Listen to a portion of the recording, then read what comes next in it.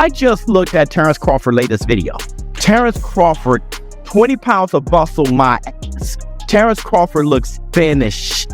And I knew that was going to happen because Terence Crawford's metabolism and its frame. You got him walking around maybe close to 180 or something like that. But as he works out, his body's going to do what it does. It's going to get lean. And I think it benefits Terence Crawford. Actually, we don't want him stepping in the ring going up to 180. I think it just hinders him, right? When Floyd Mayweather was fighting at 154, he never weighed in at 154. He weighed in at what was most comfortable for him because 154 is the limit. Terence Bud Crawford, if he gets on the scale and he doesn't weigh quite 168, I think it's actually for his benefit. What he has going for him comes with him being smaller, actually. People talk about his speed, talking about his foot speed, hand speed, talking about all those things, his reflexes and all those things. That comes from what we've seen of him from 147. The boxing world is buzzing, and it's all because of one man's words. Jermell Charlo, never one to bite his tongue, has dropped a statement about Canelo Alvarez that's sending shockwaves through the fight community. These aren't the kind of polite, generic compliments you hear at press conferences.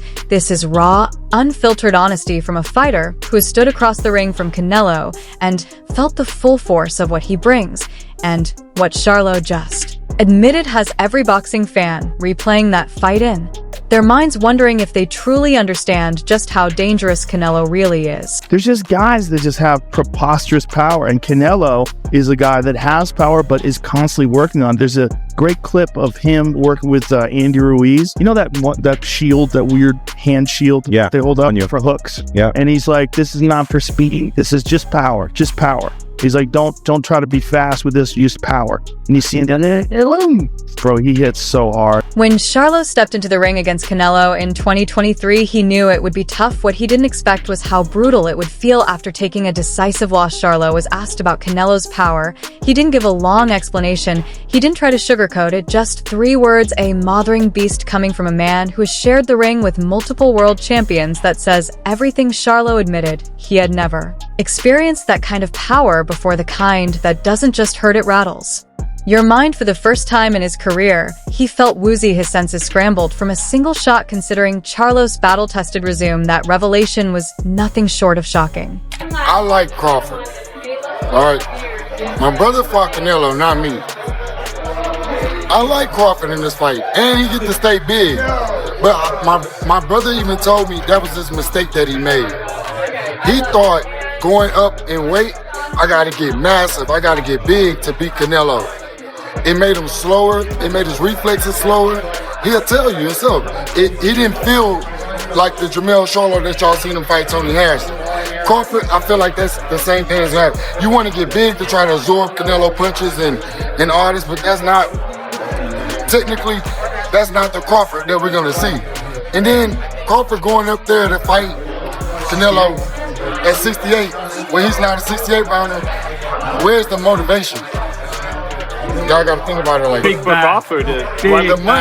The money is good, but I don't expect Terence Crawford to be the Terence Crawford that was knocking out Gamboa, doing all. I don't expect that type of content. Fast forward to now, and Canelo is preparing for another colossal challenge, a fight against Terence Bud Crawford in Las Vegas next month. Crawford's journey is already the stuff of boxing legend. From dominating as a lightweight to conquering the welterweight division, he's now aiming for the unthinkable, moving up again to take on one of the most dangerous super middleweights in history. But this isn't just another fight for Canelo either. Crawford brings a blend of technical mastery, patience, and fight IQ that could expose subtle weaknesses in Canelo's style. It's the kind of matchup where power meets precision, and only one will prevail. They give Crawford problems.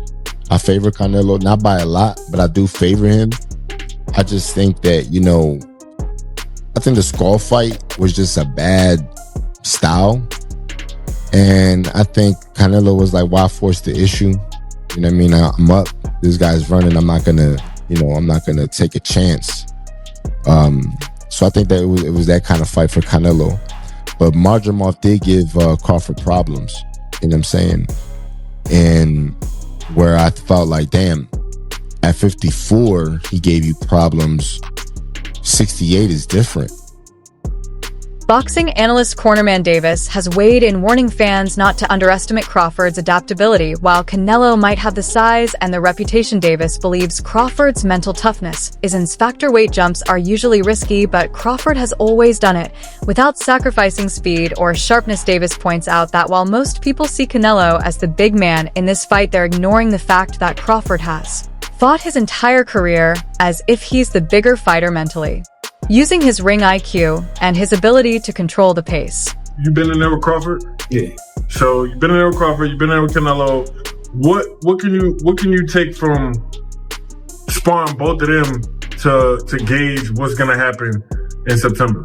Preparation is gonna definitely be everything. Crawford adjusting to the 168 pound division. I know he's been sitting at a heavier weight for a while, but he's been showing his training and stuff. So that's definitely gonna help him.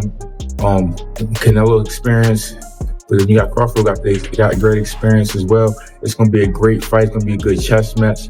I expect a great fight. If I had to favor somebody, I would just pick Canelo because of the weight disparity. Canelo is naturally sits really well at 168, and it's just always tough for a guy to come to 168 and come from that many weight classes up and do something like that. If he does it, if anybody can do it, it'll be Terence Crawford.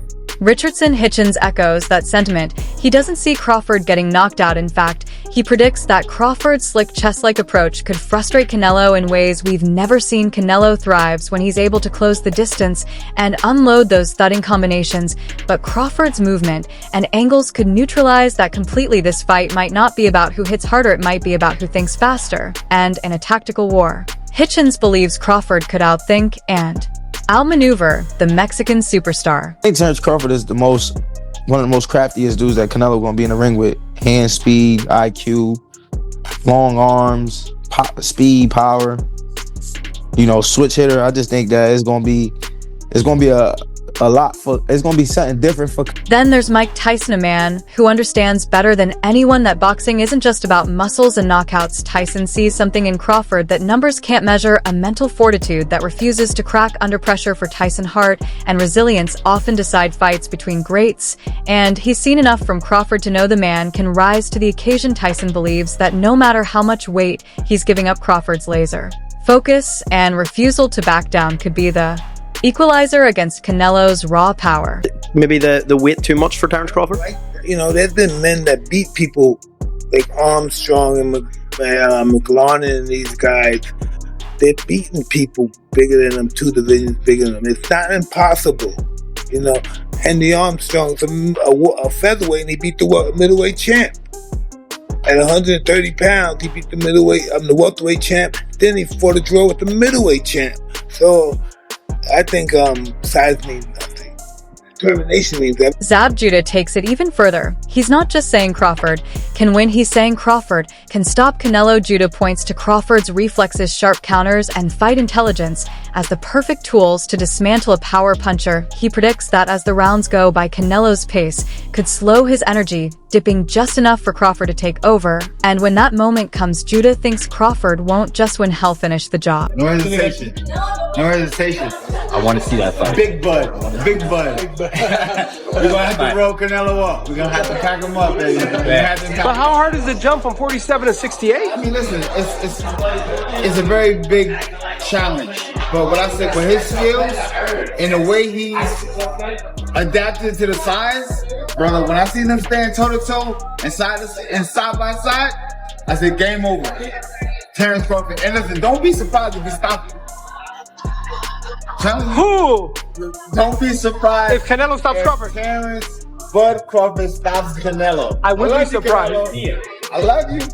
Skills pay the bills. See that, Cody? Skills pay the bills. Caleb Plant, a man who's felt Canelo's power firsthand, offers a more balanced view. For Plant, this fight isn't just about size, speed, or skill. It's about who can push through the breaking point. He respects Canelo's experience and punching power, but warns that Crawford's adaptability and mental discipline could be the deciding factors. Plant sees this fight as a perfect storm, 2 completely different styles colliding in a battle that could swing either way.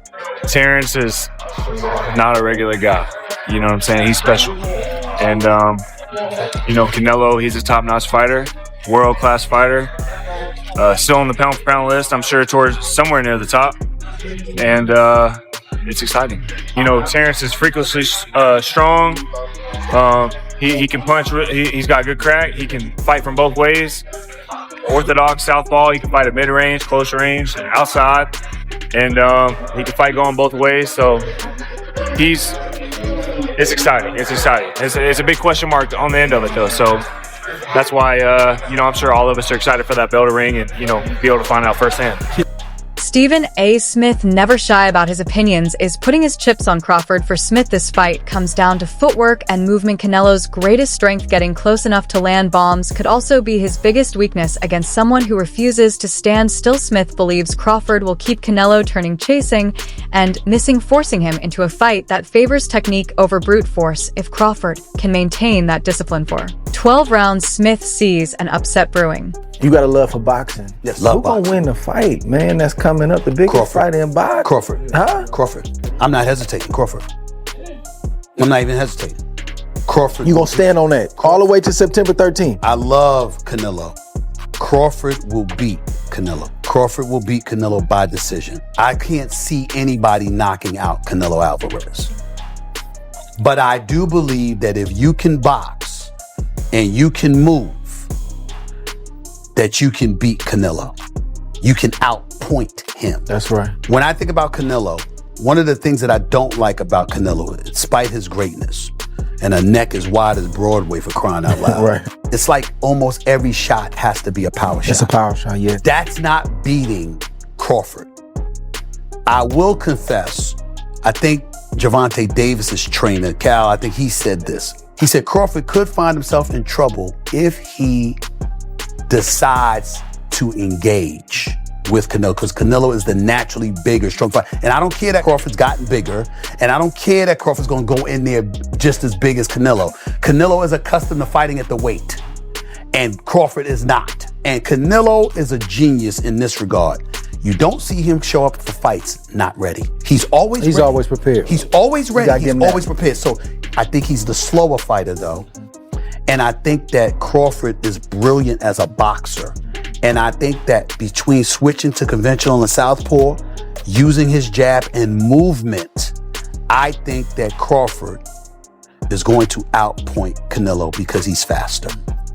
But I don't think Former middleweight champion Kelly Pavick brings up a critical point: experience against bigger men. Canelo has fought light heavyweights and taken their punches. Crawford has it. Pavick warns that the adjustment could be steep for Crawford, who's never dealt with someone of Canelo's size and strength for an entire fight. Still, he admits that Crawford's path to victory lies in speed, movement, and controlling the tempo. If Crawford can make Canelo fight, his fight the size gap might not matter. Look, I like betting fights or making picks, and I'm usually pretty good on all my picks, even when I had the podcast.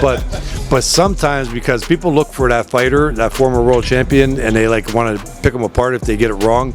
This is one of the fights where I want to sit back and watch and not worry about my pick. Canelo is a small middleweight, super middleweight. He just is. But he's also showed that he could go up in weight class, and he's a great fighter. I mean, that's it. Crawford is so talented. He's got so much ability in boxing, his boxing ability. And he's a bigger guy, too. He's almost every bit as big as Canelo, right? So that's what makes it tough. Canelo's used to fighting guys coming down from 200, probably, at light heavyweight. And Crawford ain't. But it's just too hard to pick on it because of Crawford's ability and boxing skills. I'm not going off of Canelo's last fight. The guy he was fighting was in survival mode pretty much. He was just fighting not to get knocked out. When you fight a guy like that, you're not going to look good, right? I don't care what anybody says. When you fight a guy that's running around trying to survive, it makes it hard. So I don't go off of that, but this fight is going to be interesting. I mean, I would almost have to kind of lean with Canelo, but I'm not making that pick. Just saying. Pavick doesn't just analyze, he gives Crawford a blueprint. Start fast, apply early pressure, make Canelo work harder than he wants to in the opening rounds. Pavick has seen Canelo fade before in the later stages, and if Crawford can force a high pace early, those late rounds could be where the fight is won. It's a risky plan going toe-to-toe with a power puncher early, but if executed right, it could be the move that breaks Canelo's rhythm. It's a little early on. Put Canelo behind, right? Even if it's 3 out of the first 4 rounds, because when Canelo has to fight, Okay, when Canelo has to step it up, after 7 rounds, he starts to fade a little bit. We've seen that with Bivol. We've seen it in a lot of his fights with Triple G. You know, when Canelo could control the fight and the ring generalship, like, yeah, he could fight 12 rounds pretty good. But when Canelo gets pushed early on in the fight, he starts to fade muscle endurance wise. So if I was Crawford, I would kind of stay in a little bit on you know, the early rounds and make him have to play catch up in rounds 3, 4, 5, and then by round 7, that's where, you know, he could really step it up. Tim Bradley is Allen on Crawford. He's not worried about Canelo's last few wins or his struggles against John Ryder. To Bradley, Crawford's skill set is too polished, too disciplined for Canelo to break down. Even if Canelo tries to drag him into a slugfest, Bradley believes Crawford will control the fight from start to finish, turning what many see as a power mismatch into a masterclass in technical boxing. Whole thing. It don't matter if Canelo is on that. He ain't beat no Terence Crawford. You heard it here first. Plus, I look at the performances of Canelo. I look at his last performances. I mean, they've been all right, you know. They ain't been like, you know, wow, you know, blew me away. So I'm not really worried about all of that. And the same thing goes with Crawford. I know he's with Snack, and I know some news came out this week and all of that, but I personally believe that Snack is clean.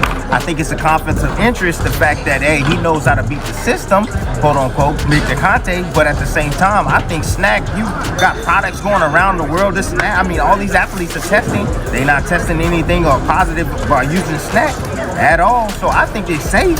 There's no doubt about it. So with that being said, I'm not worried about that. As long as they're testing, I'm good. Shannon Briggs agrees, and then some. He's predicting a stoppage win for Crawford. Briggs highlights Crawford's ability to switch stances, break rhythm, and keep opponents guessing. He's known Crawford since his early days and believes this fight is the moment where Bud cements his legacy by taking down the face of boxing in a highly technical but decisive victory. Yeah, I think it's gonna be a great fight. I got Crawford by stoppage, and I known him since he was a little kid, you know, 12 years old. So to see him now fighting for a title in such a big fight, it's a great experience, great to see. Last question for me then, how do you think Crawford stops him? How do you think he's able to work Canelo enough for him to stop the fight, drop, knock him down? How do you think this is possible by Crawford style? He gonna box him. He can fight both ways. He gonna trick him up. You know, one thing Canelo showed is that he can be outboxed. But I think this time in the late rounds, you know, I think Crawford gonna have something for him. Sergio Mora admits he wasn't always confident in Crawford's chances. Initially, the thought of Crawford moving to 168 to face Canelo seemed like a mismatch. But after studying Crawford's career and his ability to adjust mid-fight, Mora has changed his mind. He now sees Crawford's counterpunching stance, switching, and patience as real threats to Canelo's power. The more he thinks about it, the more Mora believes this fight could shock the world. I ain't gonna lie, I've been putting it out since, I want to say, when he fought Sean Porter. Like back then, if you go watch, it's an interview out there. I had said I think that Terence Crawford would beat Canelo Alvarez right after he fought Sean Porter. At that point, but why did you believe then that was the right fight? Because I just knew, like, as far as in that weight class, Terence Crawford is like the greatest. So